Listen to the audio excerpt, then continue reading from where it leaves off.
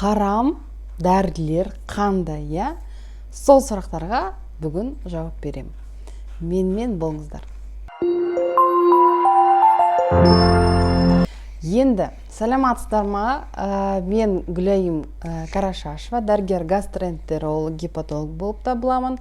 Сіздерге арнайы бүгін харам дәрілер туралы мәлімет айтқым келеді. Яғни менің көзқарасым, менің пікірім. Көптеген сұрақтар келіп жатты комментарийда. Созылмалы панкреатитінің емінің мысалы комментарийда жазылып тұр: крионың ішіндегі доңыздың ферменттері харам ғой, не істейміз, ол бола ма, болмай ма деген сияқты. Өзімнің консультацияма келетін пациенттерден сол сияқты сұрақтар аламын.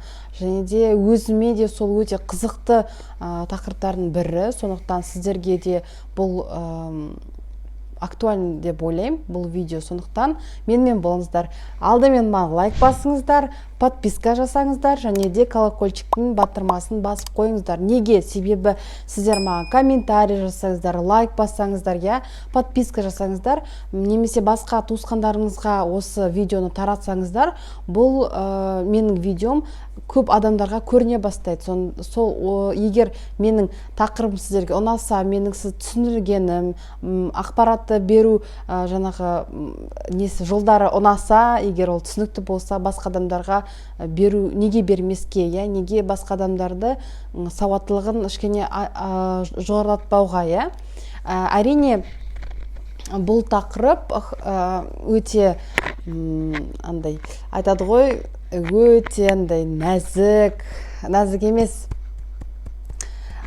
щепетильный бір сұрақтардың бірі, өйткені ол сұрақта нақты ешкім жауап бере алмайды.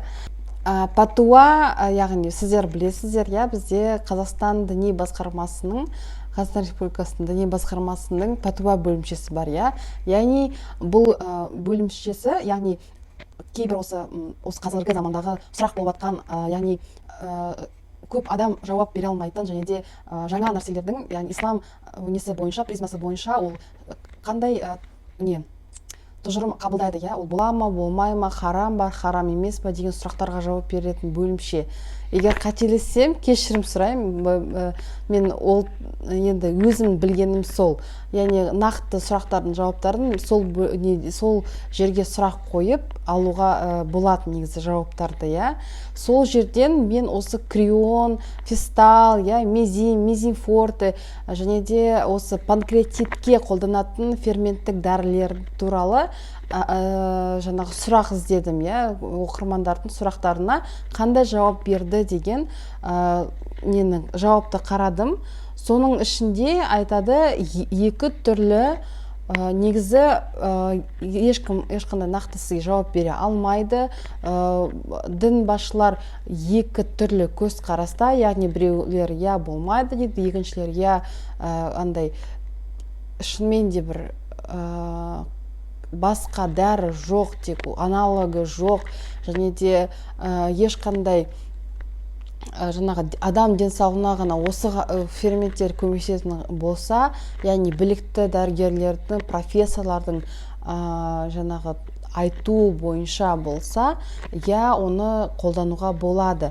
Нақтырақ менің сөзімнен дұрыс емес естімеу үшін нақтырақ менске орысша жауап берді имам, соған айтайын. Патуа бөлімі: по поводу необходимости в лекарстве, если данное лекарство входит в перечень запретного, мнения законоведов разошлись, яғни екі талай дейді. Один из них считает, что лекарство не относится к случаям крайней необходимости, яғни көп адамдардың ойынша бұл дәрілер ең керек, онсыз болмайды деген не жоқ, дәрі емес деп айтады. Они подтверждают эту точку зрения хадисом: поистине Аллах не дает вам исцеления в том, что Он запретил вам. Яғни харам нәрсені харам нәрсені ішуден дәрінің ешқандай шипасы болмайды, я. Другие утверждают, что необходимость в лекарстве подобных случаев с пищей, поскольку и то, и другое необходимо для сохранения жизни. Поддержку своей позиции в отношении запретного, которое может быть использовано в лечении, они приводят довод, что пророк, да благословит его Аллах и приветствует, позволил Абдурахману ибн Ауфу и Аз-Зубаиру ибн Аль-Авваму носить шелк, поскольку они страдали от чесотки, несмотря на строгое его запрещение. То есть, возможно, эта точка зрения ближе к исламскому духу, поскольку ислам всегда проявляет заботу о сохранении человеческой жизни. Яғни чесотка мен ауырғандықтан нені жібек матадан киімді кигізуге рұқсат берді. Ол харам болса да, я. То есть, адамның денсаулығын сақтау үшін, өмірін сақтау үшін сол харам болса да, оны рұқсат берілді деген де бар. Яғни сол көзқарасқа сүйене отырып, крион дәріні, яғни крион, фистал, мезим, яғни ферменттік дәрілерді ішуге болады деп екінші көзқарас бар. Енді қандай үкім шығарады? Бірінші, когда здоровье больного подвержено опасности в случае непринятия этого лекарства, яғни бұл дәріні ішпесе, ол адам өледі десе ғана болады дейді. Екінші, если нет другого аналогичного лекарства или его заменителя, приготовленного из разрешенных компонентов, яғни рұқсат етілген заттардан жасалған дәрілер жоқ болса, яғни оған аналог таппалса болады дейді. Және үшінші үкімі, лекарство должно быть назначено врачом-специалистом, являющимся богобоязненным мусульманином. Бұл үшінші үкімге қарай, яғни оған мен де жатам деп ойлаймын, яғни үлкен жауапкершілік. Бірақ сіздерге айтайын, орамал әркім өзі үшін киеді, және де әр орамалда тұрған дәрігердің бәріне сену өзіңіздің қалауыңызбен, яғни сіз ол дәрігерді зерттейсіз, қарайсыз, сөздерін қарайсыз, деректермен, статьялармен, шын енді менің нем бойынша дәлелді медицинамен зерттеп отырып тұжырым жасайсыз, маған сенбеу дегеніңіз, өйткені ол үлкен жауапкершілік.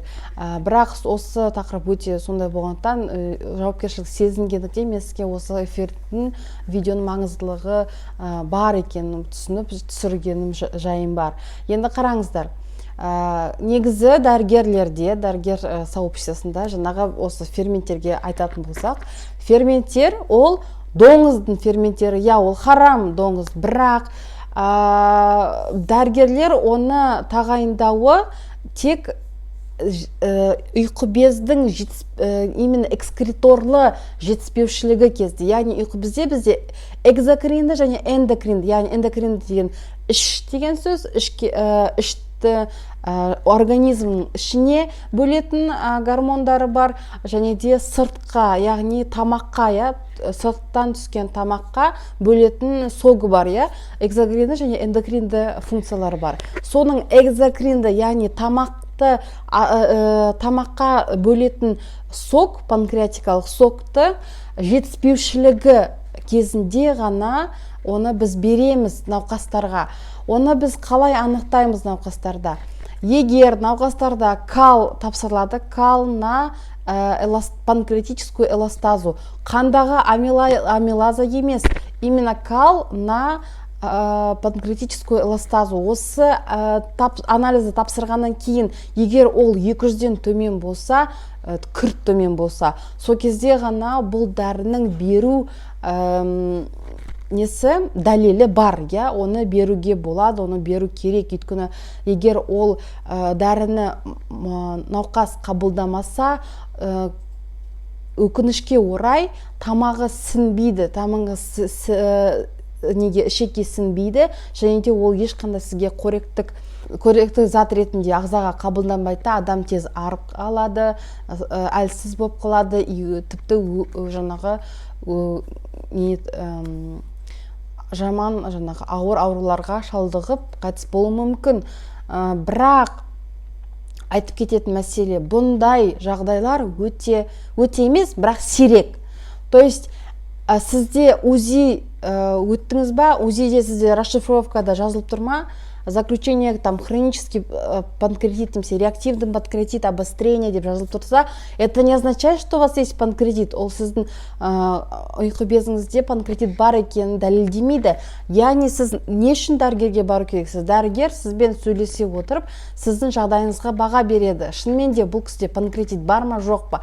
Егер жоқ болса, онда сізге крионның тағайындалуы қажет немесе қажет еместігін шешеді. Яғни в лучшем случае, в идеальном сіздерге кал тапсыруды мен нетемін, рекомендация жасаймын, иә. Өйткені кал арқылы сіздер нақты білесіздер, бұл дәрі сіздерге керек пе, әлде керек емес пе. Екінші мәселе емі, иә, хронический панкреатиттің емі кезінде менске видеода мына жоғарыда подсказкада бар, егер көріп шықсаңыздар болады. Ол кезде мен бірінші айтым, бірінші беретін дәрі ол НПВС, яғни нестероидно противовоспалительные препараты, я обезболивающий.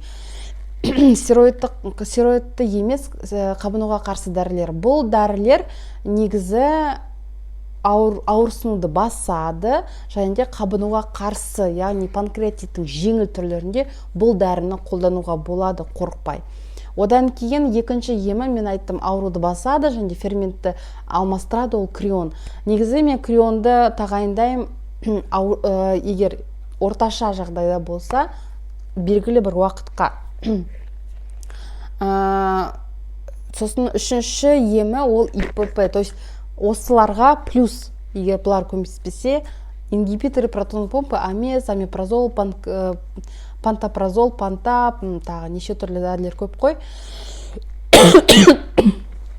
Кешірім сұраймын, рабипрозол, эзомепразол, осындай дәрілер өте көп, нольпаза, сосын тағы контролог, осы дәрілерді беруге болады. Енді екінші мәселе урсасан.